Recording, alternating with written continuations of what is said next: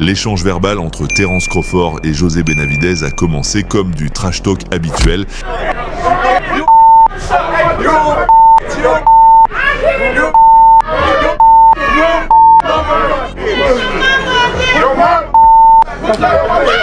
Mais Benavidez a ensuite franchi la ligne en public.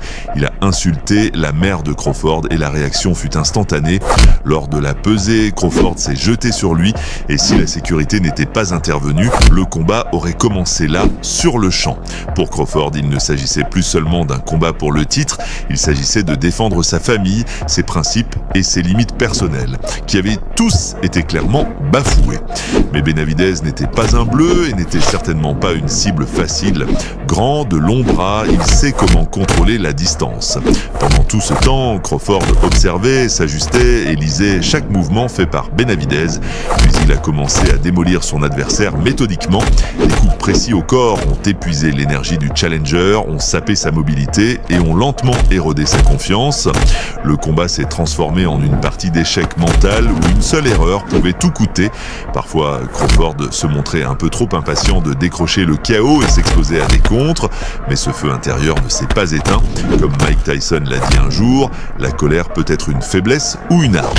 Pour Crawford, elle est devenue un pur carburant. Round après round, il a continué à faire monter la pression. Au 12e round, il était évident que c'était lui qui menait la danse. Et puis, à quelques secondes seulement de la cloche finale, Crawford a vu son opportunité. Il commence à frapper vite, à des coups précis au corps. On peut voir Benavidez s'effondrer. Sa défense s'écroule. Ses jambes ne le portent plus. Et il n'a plus aucune réponse. Une fois que Crawford le coince contre les cordes, il en profite pleinement. Quelques coups et Benavidez finit au tapis. Ce n'était pas seulement un KO, c'était un message, une ponctuation finale brutale dans une histoire très personnelle. La victoire de Crawford n'était pas seulement un triomphe sur le ring, c'était une justice.